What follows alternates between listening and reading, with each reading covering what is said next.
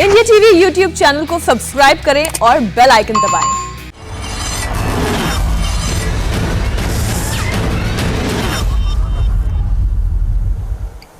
तो एक बार फिर आप सबका स्वागत है। आइए शुरुआत करते हैं आज के कुरुक्षेत्र की। हमारे दोनों मेहमान जुड़ गए हमारे साथ। आज हमारे मेहमान हैं दो लोकसभा सांसद, भारतीय जनता पार्टी के सांसद अर्जुन सिंह हमारे साथ हैं और तृणमूल कांग्रेस से अपूर्वा पोद्दार जी। अर्जुन जी, अपूर्वा जी, आप दोनों का बहुत बहुत शुक्रिया इंडिया टीवी के साथ आज इस चर्चा में शामिल होने के लिए।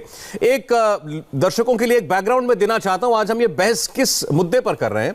सवाल यह है कि बैटल ऑफ बंगाल में पहले फेज में जो बंपर वोटिंग हुई है वो किसके नाम रही। अमित शाह ने आज दावा किया कि वो 30 में से 26 सीटें जीतेंगे। ममता बनर्जी कहती हैं कि जंगल महल में जीत उन्हीं की होगी। सवाल है कि पहली बाजी किसके नाम रही। पहले फेज के बाद अब संग्राम और भीषण होगा, क्योंकि अब की बार रणक्षेत्र जंगल महल नहीं नंदीग्राम होने जा रहा है, जहां 1 अप्रैल को वोटिंग होगी। मैदान में एक और ममता बनर्जी हैं और उनके सामने कभी उनके सिपह सालार रहे शुभेंदु अधिकारी। अब बीजेपी का झंडा लेकर वो मैदान में है।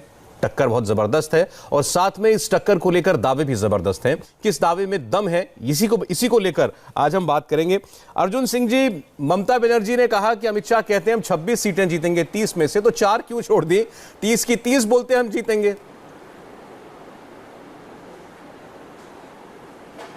हम तो हमारे नेता या हमारी पार्टी जो है वो न तो हम बढ़ चढ़ कर कोई बात कहते हैं और न ही आज कह दिए और कल उससे फिर गए, ऐसा हमारा परंपरा नहीं है। हम ऐसी बात को करना नहीं चाहते हैं। हमारी पार्टी ने, हमारे नेता अमित शाह जी ने पहले ही हमें टारगेट दिया था कि 200 के पार होगा। और ये पहला फेज के चुनाव में जिस तरह से बम्पर वोटिंग हुई है और लोग घर से निकल कर वोट दिए हैं, ये हमारा जो कैलकुलेशन है, हमारे जो एजेंट बैठते हैं वो रिपोर्ट देते हैं, हमारे जो पार्टी के लोग जो रिपोर्ट देते हैं उस हिसाब से, और पब्लिक जो हमारे साथ जिस तरह से वोट दी है, हमारे नेता का जो आकलन है वो सही है और उस आकलन के ही इर्द गिर्द हम रहेंगे। उससे कम नहीं होगा, ज़्यादा भी हो सकता है। आप अगर थोड़ा सा और शेयर कर सकें खोलकर अर्जुन सिंह जी, क्या फीडबैक मिला है आपको?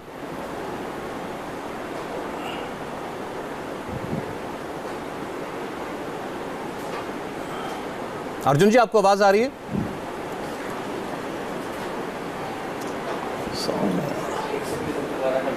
लगता है उनका भी फोन डिस्कनेक्ट हो गया है। अपूर्वा जी भी हमारे साथ जुड़ने वाली हैं बस 1 मिनट के अंदर। और फिर से एक बार आपको हम बता दें कि जो 30 सीटें जहां पर मतदान हुआ, उन 30 सीटों को लेकर भारतीय जनता पार्टी ने आज एक बड़ा दावा किया। गृह मंत्री अमित शाह ने खुलकर कहा हम 26 से ज्यादा सीटें जीतेंगे और जीत का मार्जिन हर सीट पर बहुत बड़ा होगा। आपको बता दें कि जो 30 सीटें हैं जहां मतदान हुआ, 2016 में यहां बढ़ चढ़कर वोटिंग तृणमूल कांग्रेस के पक्ष में हुई थी। 50% से ज्यादा वोट तृणमूल कांग्रेस को इन 30 सीटों पर मिला था। लेकिन 2019 आते आते कहानी बदल गई। यहां पर सबसे ज्यादा वोट मिले भारतीय जनता पार्टी को। अमित शाह ने क्या दावा किया था, जरा एक बार आपको हम ये सुना दें। मैं मानता हूं कि बंगाल में हम 30 में से 26 सीट से ज्यादा भारतीय जनता पार्टी विजयी हो रही है और प्रचंड बहुमत के साथ सीटें जीत रही हैं। हमारी सीटें भी बड़ी मात्रा में बढ़ रही है और सीटों पर जीत का अंतर भी, मार्जिन भी बहुत बड़ी मात्रा में बढ़ रहा है। यह अमित शाह का दावा था। जवाब दिया ममता बनर्जी ने और उनका अपना एक स्टाइल है बात करने का, अपना एक तरीका है। बड़े नाटकीय अंदाज में उन्होंने इस पर पलटवार किया। बीजेपी एक नेता आज के बोले 30টার মধ্যে 26 हमको मिलेगा। 26 কেন, 30 में 30 बोलो ना, बोलो 30 में 30 ही मिलेगा, तब तो गोल्ला ज्यादा होगा ना। रसगोल्ला खाबे, रस ছাড়া রসগোল্লা। 30-এর মধ্যে নাকি 26 পাবে। আমি বললাম আর 4টে বাকি রাখলে কেন? সিপিএম আর কংগ্রেসের জন্য? আমি তো বলছি আমি একটাও বলবো না, কারণ আমি জানি মানুষ আমাদের দিয়েছে, আমরাই পাবো এবং সেটা আমি নাম্বার মানুষকে বলতে দেবো। মানুষ বলেন। फिर एक बार मेहमानों के पास चलते हैं। अर्जुन सिंह जी और अपूर्वा पोद्दार जी हमारे साथ हैं।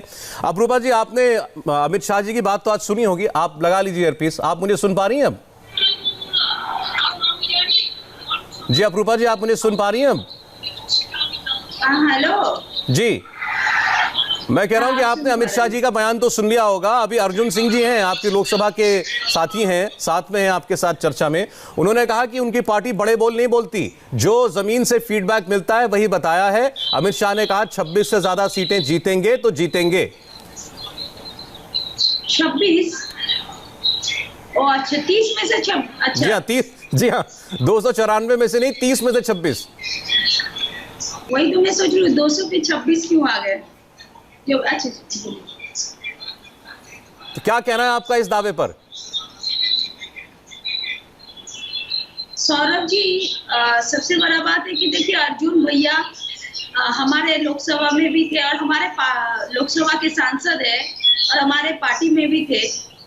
तो उनको मालूम है कि ममता बनर्जी जो है जिस हिसाब से बंगाल का विकास कर रहे हैं, पब्लिक 2019 में सिर्फ अगर उनका वोट स्विंग भी हुआ है, लेकिन ईवीएम पर भी एक प्रश्न चिन्ह है। बंगाल में जो है जिस हिसाब से पोलिंग हुआ है और बंगाल की जनता ये भी माने पब्लिक वोटरों ने ये चीज का आवाज उठाया कि ये लोग वोट कहीं दे रहे हैं, वोट कोई फूल में दे रहे हैं, छाप कहीं दूसरा फूल में आ रहा है। मतलब ईवीएम में भी घोटाला का एक बात आ रहा है। देखिए पब्लिक कॉन्फिडेंटली लेकिन वोट देने जा रहे हैं और वो लोग जानते हैं कि विकास, बंगाल के विकास जो किए हैं वही उन्हीं को वोट देंगे। लेकिन जब ईवीएम मशीन में ये लोग घोटाला कर रहे हैं और पब्लिक ये तृणमूल कांग्रेस नहीं आरोप लगा रहे, पब्लिक वहां का आरोप लगा रहा है। ये सवाल मैंने अपने सवालों की फहरिस्त में रखा तो था, लेकिन मुझे लगा नहीं था कि इतनी जल्दी बात ईवीएम पर आ जाएगी। आप कहें तो मैं इसको थोड़ी देर में ले लेता हूं इसका जवाब, लेकिन ये बताइए कि अच्छा मान लेते हैं कि ईवीएम में गड़बड़ कर रहे हैं, तो ये 26 जीत जाएंगे आपके हिसाब से? देखिए 30 में देखिए जब वोट हुआ है तो हम लोग आज हो गया आपका 27 तारीख, 28 तारीख जी। अब हम लोग 2 मई तक इंतजार करते हैं ना, इतना एडिशन और सब्सट्रैक्शन करने का जरूरत नहीं है। पब्लिक ने वोट दिया है और हम लोग जानते हैं कि हम लोग तृणमूल कांग्रेस सरकार में आ रहे हैं और तीसरे बार के लिए ममता बनर्जी मुख्यमंत्री। चलिए मैं जरा आपके आरोप का जवाब ले लेता हूं। अर्जुन सिंह जी, आरोप आपने सुन लिया, पहले चरण के बाद ही ईवीएम पर सवाल उठना शुरू हो गए। देखिए कोई नई बात नहीं है। जो पार्टी हारती है हिंदुस्तान में वो पार्टी इसी तरह का आरोप लगाती है।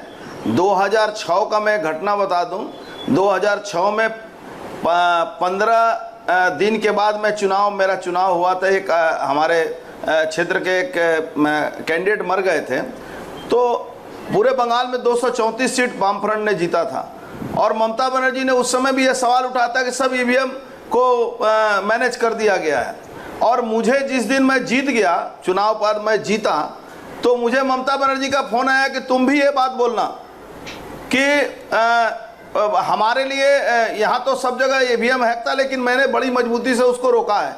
तो मैंने कहा भैया मुझे कहाँ मालूम है, ये कैलकुलेटर मशीन है, उसमें कौन हैक करेगा कौन नहीं करेगा, दीदी ये आप ही बोल सकती है, मैं नहीं बोल सकता। देखिए दीदी का चेहरा एकदम झलक रहा है, दीदी समझ गई है। नहीं तो आज तक जब दीदी के साथ मैं बहुत पुराना मैं था उस समय, जब से वो पार्टी बनाई उसके पहले से दीदी कभी अपने चुनाव क्षेत्र में घूमती नहीं थी। अभी दीदी 2 दिन तो ऑलरेडी रह चुकी हैं, अभी 4 दिन और रहने वाली हैं। तो उनको ये समझ में आ गया है कि चुनाव में वो जीतेंगी नहीं, इसलिए अब वो मैदान में खुद उतरी हैं, दूसरा कोई नेता है नहीं। हमारी बहन जो अपरूपा कह रही थी, इनका जो जिला है वहाँ भी यही हाल है, वहाँ भी बड़ी मुश्किल से टीएमसी कहीं से एक आध सीट मिल जाए तो मिल जाए।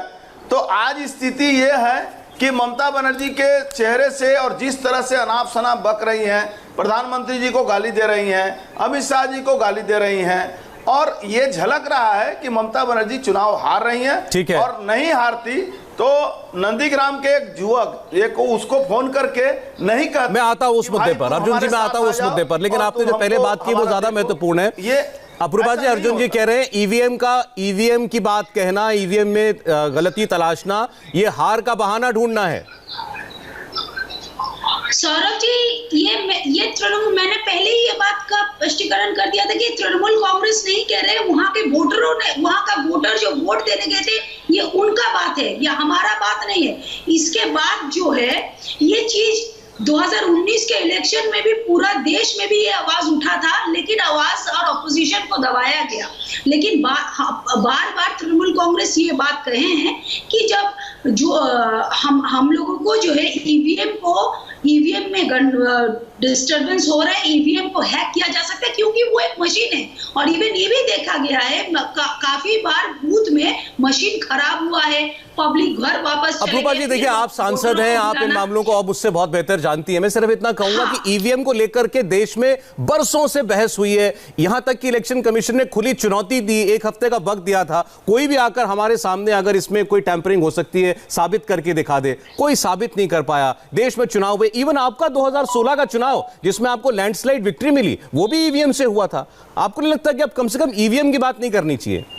2016 के बाद 2019 में भी आप लोगों ने वोट देखा। और रहा बात अभी जो अर्जुन भाई आरोप लगा रहे हैं कि देश के प्रधानमंत्री और गृह मंत्री को ममता बनर्जी, मैंने तो कहीं पर नहीं देखा कि हमारे मुख्यमंत्री और हमारे दल नेत्री गाली गलौज किए हैं, ये उनके मनगढ़ंत कहानी है। लेकिन ये हमने देखा है और ये देश ने देखा है कि एक महिला मुख्यमंत्री को हाफ पैंट पहन के रैली करना है, ये उनके देश राज्य के अध्यक्ष और सम्मानीय एमपी दिलीप घोष ने किया है। क्या ये शर्म की बात नहीं है?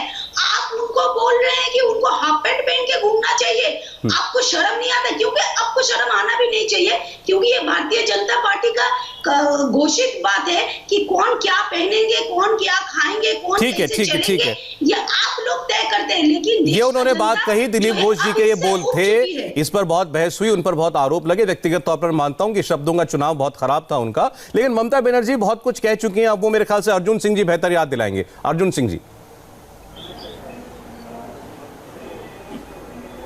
देखिए, ममता बनर्जी हमारे प्रधानमंत्री को दुशासन, दुर्योधन, यहाँ तक कि साला शब्द भी यूज किए हैं और यहाँ तक कही हैं कि उनको कमर में डोरी पहनाएंगे, उनको जेल में डाल देंगे। ममता बनर्जी ने एक प्रधानमंत्री पद की गरिमा को, कल प्रधानमंत्री बांग्लादेश में थे, वहाँ वो किसी मंदिर में गए तो कहीं मजार में भी गए। ऐसी बात नहीं है कि जहाँ मंदिर में गए तो मजार में नहीं गए। तो मंदिर का प्रश्न उठा लेकिन मजार का प्रश्न नहीं उठा। तो प्रधानमंत्री के लिए 130 करोड़ भारतवासी के लिए वो एक हैं, वो प्रधानमंत्री हैं। ममता बनर्जी सिर्फ 30% की बात कहती हैं। इनकी पार्टी कहती है कि 30% हम एक हो जाएं तो 4 पाकिस्तान बना देंगे। लेकिन वही प्रधानमंत्री शेख मुजीबुर रहमान के मजार पर भी जाते हैं और मंदिर पर जाते हैं। तो मंदिर का प्रश्न उठता है, मजार का प्रश्न नहीं उठता है। दूसरी बात, हमारे प्रधानमंत्री के लिए जितना अपशब्द ममता बनर्जी ने कहा है, बंगाल की जनता उसको कभी माफ नहीं करेगी। और आने वाला वक्त बताएगा कि ममता बनर्जी जी जो भी, आपको याद होगा 2019 में ममता बनर्जी ने कहा गोल्ला पावे गोल्ला, मतलब कि 0 पाएगी।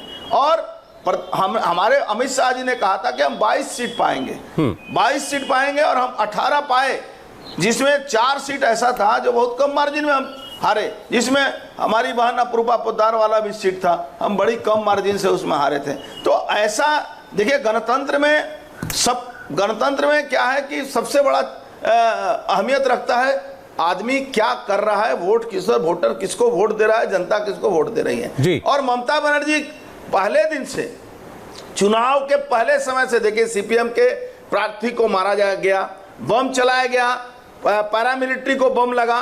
और हमारी अपूर्वा पोद्दार जी कह रही हैं कि वोट यहाँ दे रहे हैं और निकल रहा है जोड़ा फूल में वोट दे रहा है, निकल रहा है। तो उसका प्रमाण तो दिखाइए ना। अच्छा ठीक है, मैं जवाब ले लेता हूं। बोल देंगे तो ऐसा थोड़े होता है। अच्छा, आपने बांग्लादेश वाला मुद्दा उठाया था, जरा उसका जवाब दे दें। 30% के लोग हैं वो रोड पर निकल के मारामारी करने लगे तो वो प्रमाण हो गया, ऐसा थोड़े होता है। जी 1 मिनट, आपने बांग्लादेश का जो जिक्र किया था उसका जवाब अपूर्वा पोद्दार दें। वो कह रहे हैं कि वो मंदिर गए तो मजार भी गए, उसको वोट से जोड़ना, ममता जी ने कह दिया क्यों नहीं, प्रधानमंत्री का वीजा रद्द होता है। सौरभ, हमारे अभी अर्जुन भाई ने जो पहले बताया है कि ऐसे सीट्स जो बंगाल में थे जो बहुत कम मार्जिन में जीते हैं, तो उसमें अहलुवालिया जी का भी सीट बहुत कम मार्जिन से जीते हैं। तो देखिए, एक तो कहावत है ना, everything is fair in love and war, उसी तरह जो है पॉलिटिक्स में भी है। आप लोग खाली कहते हैं कि सबूत दिखाइए, वोट आप लोग सिर्फ अलाउ कर दीजिए इलेक्शन कमीशन से कि हम लोग फोन लेकर वोटिंग मशीन में वोट केंद्र में जाए, वहीं पर भी सबूत हो जाएगा कि हम वोट कहां दे रहे हैं और छाप कहां पर आ रहा है। और रहा बात कि अभी कोरोना परिस्थिति से देश ठीक से उभर नहीं पाए, प्रधानमंत्री जी हमारे देखिए वो क्या कह रहे हैं, अर्जुन भाई हमारे भाई है इसलिए क्योंकि वो सम्मानीय व्यक्ति है, तृणमूल कांग्रेस में बहुत दिन से रहे हैं, कोई मनमुटाव के वजह से वो चले गए, वो दिगर बात है। अर्जुन भाई को मैं ये याद दिलाना चाहती हूँ कि वो सिर्फ आपका प्रधानमंत्री नहीं है, वो देश का प्रधानमंत्री है। और आप ये बोल के ये चीज को आप ये नहीं कर सकते हैं कि बंगाल में से भारतीय जनता पार्टी के वो प्रधानमंत्री है, लेकिन प्रधानमंत्री जो है ये भी सोचे कि बंगाल के भी आम जनता पार्टी का प्रधानमंत्री उनके लिए समान है, लेकिन आम जनता के लिए प्रधानमंत्री फंड नहीं भेजते, अम्बान का फंड नहीं भेजते, लेकिन वो कहीं देश विदेश। अच्छा, मैं आपको जरा एक ममता बनर्जी का एक बयान, एक खबर आ रही है अप्रूपा जी, ये जो अमित शाह ने दावा किया कि वो 26 सीट जीतेंगे, इस पर ममता बनर्जी का जवाब आया है। उन्होंने कहा है कि अमित शाह क्या मशीन में घुसकर देखे हैं या उन्होंने ईवीएम हैक किया है। अमित शाह कैसे कह सकते हैं कि वो 30 में से 26 सीटें जीतेंगे? ये जवाब ममता बनर्जी ने अभी अभी दिया है अमित शाह को उनके इस दावे पर कि पहले राउंड में 30 में से 26 सीटों पर भारतीय जनता पार्टी जीतने जा रही है। तो वो ये अर्जुन जी पूछ रहे हैं आपसे कि अमित शाह जी ने क्या ईवीएम हैक किया है या मशीन में घुसकर देखा है क्या? इतना स्पेसिफिक नंबर कहां से आया ये?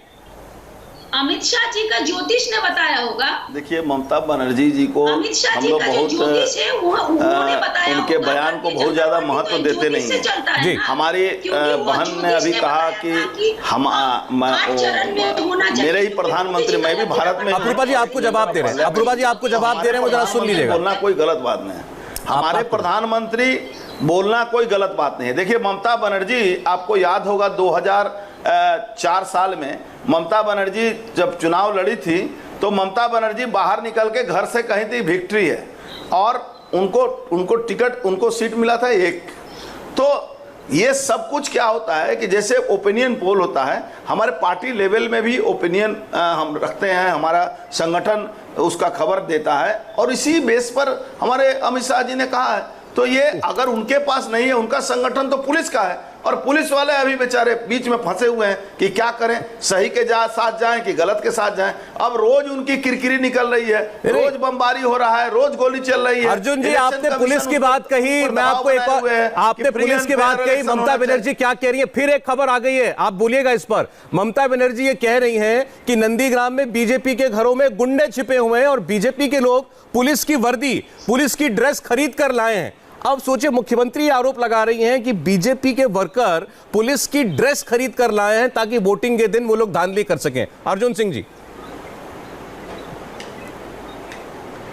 मैं आपको कह रहा हूं ना कि ममता बनर्जी पहले फेज के चुनाव में क्या कहा था कि कांथी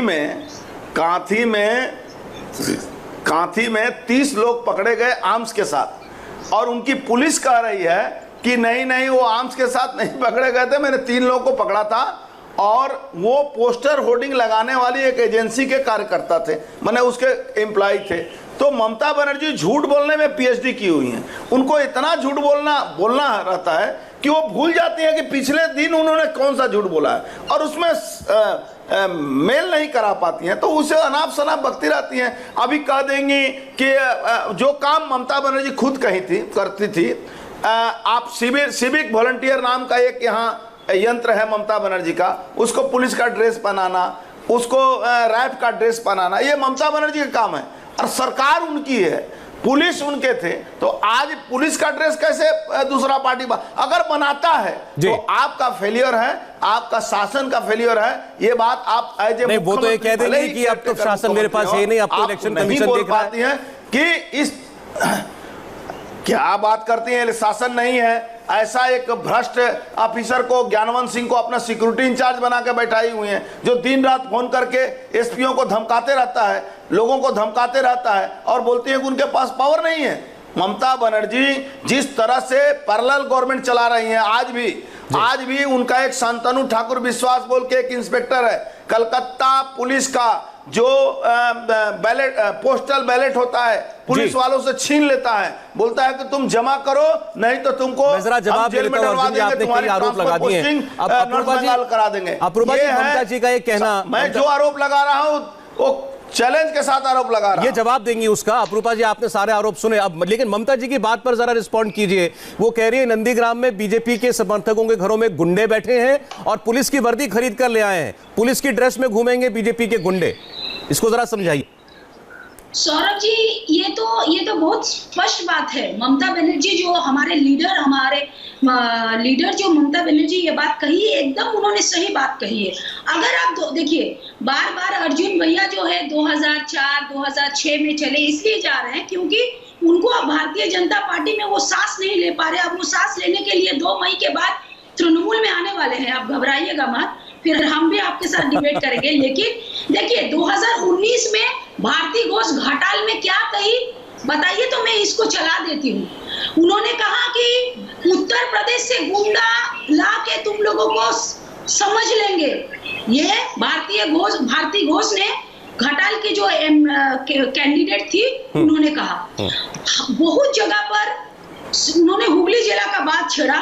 हर जिला में जो है वो लोग तरह यूपी से अपना कैडर लाके पुलिस का वर्दी पहना के। आप बताइए, क्या पुलिस लोगों के पास उनका बैच नंबर रहेगा? कैसे गांव के वोटर सिर्फ वर्दी देख के डर जाएंगे और उन लोगों को डराया जा रहा है, धमकाया जा रहा है, तो उन लोगों के वो कैसे पता चलेगा? आप एक पत्रकार है, हम आपको टीवी में देख रहे हैं, लेकिन अगर आप बंगाल का कोई ग्रामीण इलाका में चले जाएंगे, आप अपना कार्ड दिखाएंगे तो आदमी समझ जाएगा, है कि नहीं? इसको आप दूसरे तरीका से मत लीजिए। आज अगर वो पुलिस है, इसका क्या आइडेंटिटी है कि वो पुलिस है? सिर्फ उनका ड्रेस उनका आइडेंटिटी हो सकता है। ऐसा अपूर्वा जी, देखिए, मैं किसी भी आरोप को गलत या सही नहीं कह सकता, मेरे पास कोई प्रमाण नहीं है। लेकिन ये कह रहे हैं, अर्जुन सिंह जी ये कह रहे हैं, इनका ये कहना है कि इतना बड़ा आरोप कोई लगाए, इतनी बड़ी धांधली अगर कहीं हो रही है। अपूर्वा जी, कोई भी आरोप लगा सकता है, कोई भी आरोप लग सकता है, वो आरोप सच भी हो सकता है, गलत भी हो सकता है, जब तक साबित ना हो जाए। लेकिन कोई प्रमाण तो देना चाहिए। इतनी बड़ी बात कहने से पहले पुलिस की वर्दी में बीजेपी के लोग घूम रहे हैं, इतनी बड़ी बात अगर मुख्यमंत्री कह रही हैं, कहीं कोई प्रमाण भी तो होना चाहिए, वो देना चाहिए ना उनको। देखिए, अगर इस देश में हर कोई प्रमाण रख के कोई तरह का क्रिमिनल एक्ट करते, अगर कोई प्रमाण छोड़ के करते, तो आज आधा आदमी जो है जेल के पीछे रहते, बाहर नहीं घूमते। सौरभ जी, ये आप भी बहुत अच्छे से जानते हैं, प्रमाण रख के कोई काम नहीं करते। और वो क्या कहते हैं, भारतीय जनता पार्टी कहते हैं कि हम लोग बृहत्तम पार्टी है, क्योंकि उन लोगों का आईटी नेटवर्क जो है। अच्छा, मैं आपको बताता हूं इन सब बातों का बीजेपी कैसे इस्तेमाल करती है। बीजेपी ये कहती है कि ममता बनर्जी नंदीग्राम में चुनाव हार रही हैं, इसीलिए ये सब बहाना बना रही हैं कि वहां पर गुंडे आ गए हैं, पुलिस की वर्दी पहन लिया है। इसीलिए वो बीजेपी के लोगों को जो पहले टीएमसी में थे, उनको फोन करके कह रहे हैं कि मेरी मदद कर दो, मैं तो नंदीग्राम में घुस भी नहीं पाती हूँ, वहां मैं जा नहीं पाती हूँ। सौरभ जी, इस पर मैं बात कहूंगी। इसके में देखिए, पहले वो तृणमूल के कार्यकर्ता थे और वो ये चीज एडमिट कर रहे हैं। मेरा बात 2 मिनट सुनिएगा। दूसरा बात, उनका क्या आरोप है कि उनको एक रेसिडेंशियल नहीं मिल रहा है। ये बात थोड़ा ध्यान से सुनिए। रेसिडेंशियल मुख्यमंत्री नहीं देते हैं, रेसिडेंशियल कौन देते हैं? एमएलए और एमपी। एमएलए भी शुभेंदु अधिकारी का, एमपी भी शुभेंदु अधिकारी का। आज अगर हमारे आरामबाग क्षेत्र में किसी को अब रेसिडेंशियल नहीं मिल रहा है, तो वो लोग ममता बनर्जी के पास नहीं जाएंगे, वो लोग एमपी का ऑफिस से रेसिडेंशियल लेंगे। इसका मतलब ये चीज स्पष्ट है कि शुभेंदु अधिकारी एंड कंपनी जो है उनको रेसिडेंशियल नहीं दिया। यहाँ पर ममता बनर्जी का गलती नहीं है। ये देखिए, वो लड़का को भी जो है उसी तरह से हिप्नोटाइज किया गया, ताकि वो हमको कोई भी फोन कर सकता है, लेकिन वो लड़का ऑडियो क्लिप को बाहर निकाल के ये कोई अच्छा काम नहीं किया। देखिए, वो अच्छा, जरा एक मिनट। अच्छा, मैं इस पर मैं जवाब लेता हूँ, फिर मैं आपने कहा कि वो व्यक्ति जो भी है, उसकी जो भी शिकायत थी, वो तो अपने स्थानीय सांसद से या विधायक से होनी चाहिए थी। एक सेकंड। अच्छा, अपूर्वा जी, ओके, मैं आपकी बात मैंने सुन ली। आप ये कह रही हैं उस व्यक्ति को अगर कोई शिकायत थी तो उसकी शिकायत खुद शुभेंदु अधिकारी से होनी चाहिए थी, तो फिर यही यही बात तो समझ में नहीं आ रही कि शिकायत हो शुभेंदु अधिकारी से और वो छोड़ जाए ममता बनर्जी को और साथ में लग जाए शुभेंदु अधिकारी के अधिकारी परिवार की। ये बात समझ में नहीं आ रही है। बहरहाल मैं जरा इसका जवाब ले लूं। जो ममता बनर्जी का फोन कॉल ये प्रलय पाल ने जारी किया है, अर्जुन सिंह जी, ये क्या दिखा रहा है आपकी समझ से?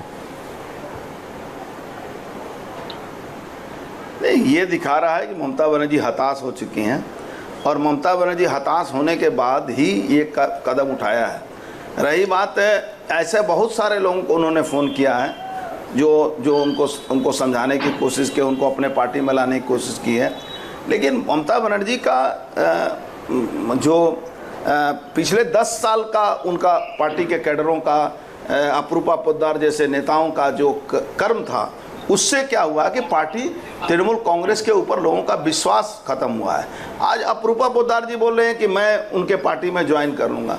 तो रही बात है, अपरूपा पोद्दार जी की एक सिस्टर हैं शत्रुपा पोद्दार, उनकी टिकट के लिए अपरूपा पोद्दार जी खुद लॉकेट चटर्जी के यहाँ दरबार लगा रही थी। इनके पति को और इनको बुला के नवान्नों में ममता बनर्जी ने बहुत डांट लगाया कि तुम बीजेपी में जा रही हो। तो ये अलग बात है कि आज वो कहेंगे नहीं।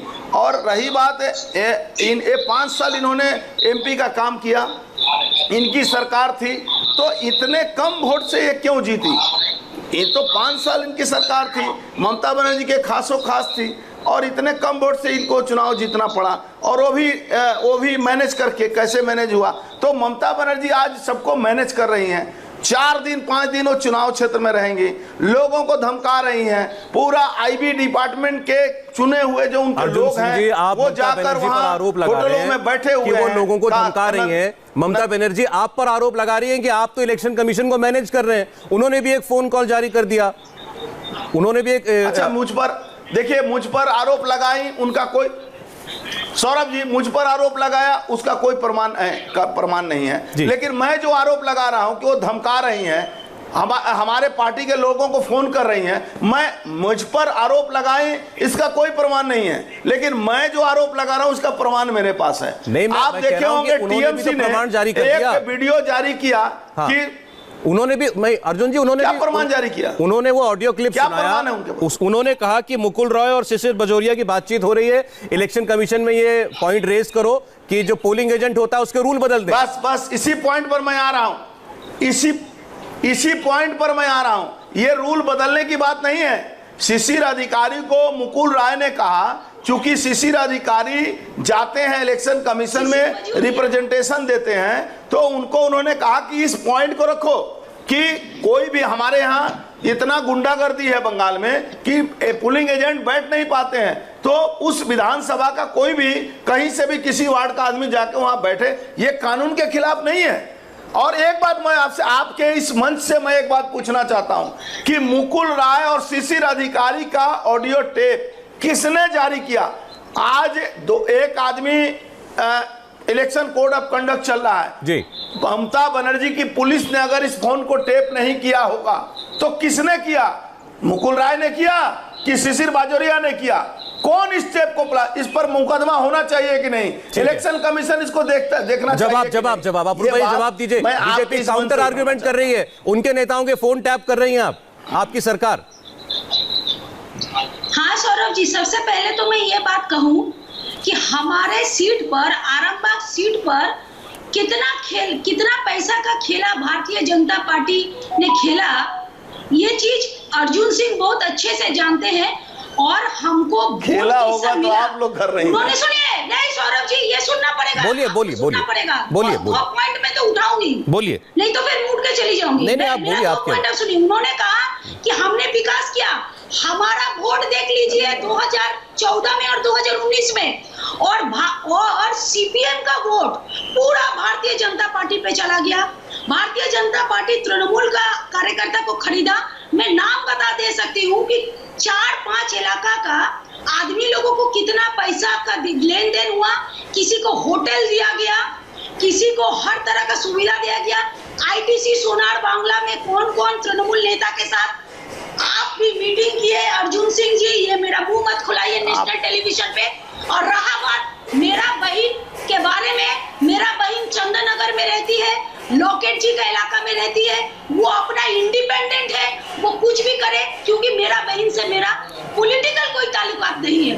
वो अपने वो मोहसिन कॉलेज से लॉ पढ़ी है, वो मोहसिन कॉलेज जाती है, वो चिचुरा जाती है, वो किससे उठती है किससे बैठती है ये हम नहीं जानते हैं। अब मोहसिन कॉलेज में क्या कि हम चंदननगर ठीक है रहने वाली है, लॉकेट जी चंदननगर वो हुगली से सांसद है, तो इस तरह का आरोप अर्जुन जी हुगली जिला में उत्तर पारा में किसका घर में बैठकर 5 करोड़ का डीलिंग आप करवाए और किसको टिकट अप्रूपा जी इन्होंने आपका नाम लेकर कुछ बात कही थी, इन्होंने आपके परिवार के बारे में कुछ कहा, तो ये जायज बात थी कि आप जवाब दे दें, आपने जवाब दे दिया। मैं आपसे इतनी दरखास्त कर रहा हूं, इसको अर्जुन सिंह वर्सेस अप्रूपा पोद्दार, ये कोई पर्सनल लड़ाई नहीं हो रही है। आज हम आपके पॉलिटिकल पार्टीज की बात कर रहे हैं, मुख्यमंत्री बात कर रहे हैं। अगर इस तरह का चीज आप लोग सार्वजनिक कर रहे हैं, और वो तो वोटर को बोल रही थी कि हमको वोट हमारे, तुम एक टाइम तृणमूल। अच्छा, अब आप मेरी बात का जवाब दे दीजिए, समय कम रह गया है। देखिए, बीजेपी ये कह रही है कि ममता बनर्जी भवानीपुर से तो हार ही रही थी, इसलिए उन्होंने सीट बदल ली, अब वो नंदीग्राम भी हार रही हैं, इसलिए वहां 4 दिन जाकर कैंप कर रही हैं। ममता बनर्जी को 4 दिन एक सीट पर बैठना पड़ रहा है। नंदीग्राम से जीतेगी क्यों जानते हैं? ममता बनर्जी को वोट नहीं देगी, बंगाल की लड़की को वोट देगी पब्लिक। ठीक है, ममता बनर्जी नहीं, बंगाल की लड़की को वोट देगी।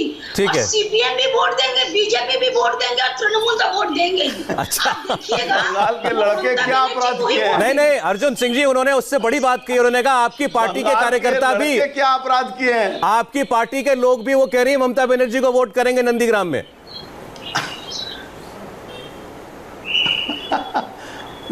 बंगाल के लड़कों ने क्या ऐसा जुल्म किया है कि हमारी बहनें उनको वोट नहीं देंगी? बहनें तो भाइयों को हमेशा वोट देती हैं। अब रही बात की नंदीग्राम का अवस्था, हमारे नंदीग्राम में ममता बनर्जी 10 साल में एक भी कोई ऐसा काम नहीं किए हैं कि जिससे वहाँ का लोग वोट दें। आज ममता बनर्जी क्यों गई वहाँ, ये थोड़ा 2 सेकंड की बात है। ममता बनर्जी जो एपीजमेंट की पॉलिटिक्स करती हैं, वो 70-30 की जो पॉलिटिक्स करती हैं, उसको उस कैलकुलेशन में समझ गई कि मैं वहाँ जीत जाऊंगी। लेकिन वहाँ के हमारे माइनॉरिटी के लोग भी जो एपीजमेंट जिनको ममता बनर्जी कह के सोचती हैं कि वो उनको वोट देंगे, आज बंगाल का सबसे बड़ा जो ये ट्रम्प कार्ड है कि हमारे माइनॉरिटी के लोग भी ममता बनर्जी को वोट नहीं दे रहे हैं। इसलिए नहीं दे रहे हैं कि सबको इन्होंने लूटा है, सबको इन्होंने अम्फान में इनके हक का पैसा मारा है। कोरोना में चावल चोरी सिर्फ हिंदुओं का हुआ है, मुसलमानों का हुआ नहीं हुआ, ऐसा नहीं है, सबके साथ हुआ है। और तृणमूल के लोग कान धर के उठ बैठ किए हैं, कान धर के उठ बैठ किए हैं। चलिए ठीक है, तो आज सर मैं चाह रहा हूं जरा आपके आरोप पर एक फाइनल कमेंट इनका जरूर आ जाए। मेरे पास एक कमेंट का ही समय, अप्रूपा ये जवाब दीजिए, फाइनल कमेंट। सौरभ, ये जो है भारतीय जनता पार्टी 7 साल में 2014 से लेकर 2021 तक झूठ बोले हैं। बंगाल में छोड़िए ना, आप सिर्फ देश का एक कोना में दिखा दीजिए कितना निवेश हुआ है, कितने को नौकरी मिल गया है। ये नेशनल टेलीविजन में एक बार कह दे कि कितना लाख को उन्होंने नौकरी दिया भारतीय जनता पार्टी पूरा देश में। मोदी जी साधारण पब्लिक के लिए क्या अच्छा काम किया। उजाला योजना अभी रोने के कगार पे आ गए हैं, कोई सिलेंडर नहीं फिलअप कर रहे, गैस डीजल तेल का दाम आसमान छू रहे हैं, भारतीय गृहिणी का जेब कट रहे हैं। तो इस तरह का झूठा वादे तो वो लोग 2014 से लेकर 2021 वादों और दावों की परख तो सबसे अच्छी जनता ही करती है, और आप लोग तो जनता के बीच से चुनाव लड़ते हैं, जीत करके भी आए हैं, तो ये लोग आपसे बेहतर तो कोई नहीं जानता। जनता पर छोड़ते हैं ये फैसला। अर्जुन सिंह जी, अप्रूपा पोद्दार जी, आप दोनों का बहुत बहुत शुक्रिया हमसे बात करने के लिए, धन्यवाद। नमस्ते, मैं हूं मीनाक्षी जोशी। वीडियो और खबरों से अपडेट रहने के लिए India TV YouTube channel subscribe करें, बेल आइकन दबाना ना भूलें। जुड़े रहें इंडिया टीवी के साथ।